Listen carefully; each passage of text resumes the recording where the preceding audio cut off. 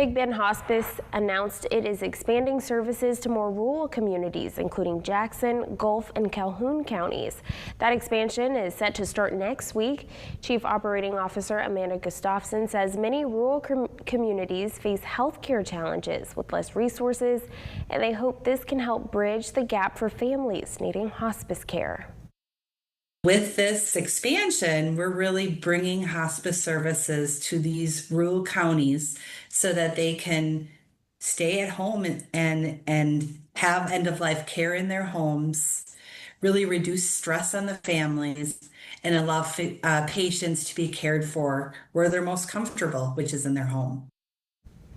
Big Bend Hospice will have a ribbon-cutting ceremony on Wednesday in Blountstown to mark the beginning of their expansion.